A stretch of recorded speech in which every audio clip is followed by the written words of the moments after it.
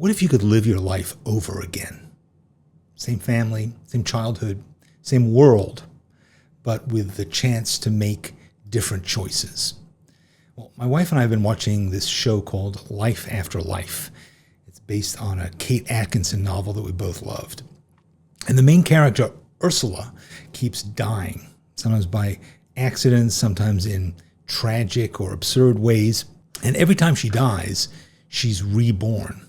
And she starts again in the same moment in England, sometime around 1910.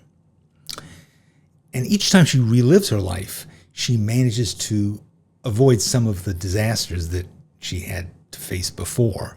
But then, of course, life just hands her new ones. And as I was watching this show, I thought, that's not unlike drawing.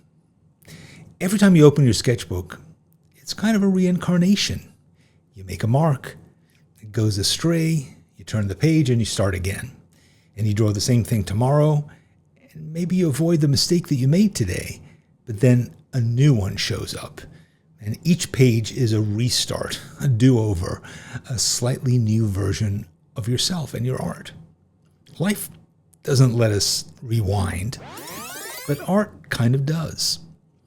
The philosopher Soren Kierkegaard once said, life can only be understood backwards, but it must be lived forwards.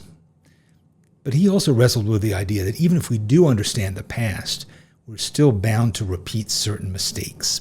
Not because we forget, but because living always means stepping into the unknown. And this isn't just about individuals, it's about generations. Every generation gets a fresh start, but never a blank slate. They inherit what came before, our triumphs, our mistakes, our unfinished business. But you can't just hand them your hard-earned wisdom. They won't take it. And maybe they shouldn't.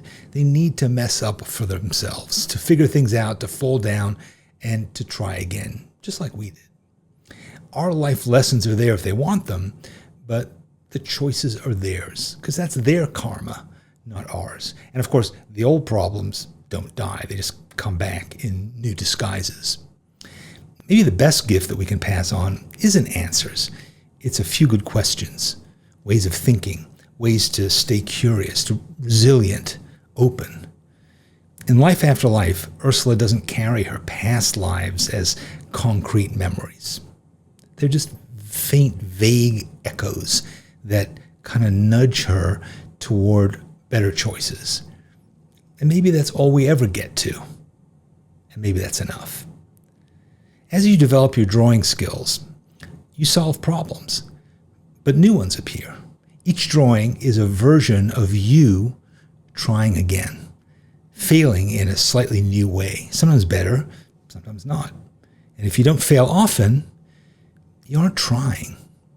Even the most accomplished artists risk growing stale. So they strike out new directions and they become beginners again. It's the same in sports. Athletes who have immense talent and the best coaching and unlimited time, they still never achieve flawless, permanent perfection. They win, they lose, they adapt. Their bodies change, the game changes, the world changes. Now, some people believe that we are reincarnated again and again, each life moving us closer to perfection. But maybe life isn't a staircase to heaven. Maybe it's a spiral, looping back, returning, never quite the same. Instead of trying to be better, we can try to be different, iterating new approaches to new conditions, a fresh start every new day. And instead of fretting over self-improvement, we can accept that we'll never solve life once and for all. It's not a video game. And that's not failure. That's the point. We don't get to start life over.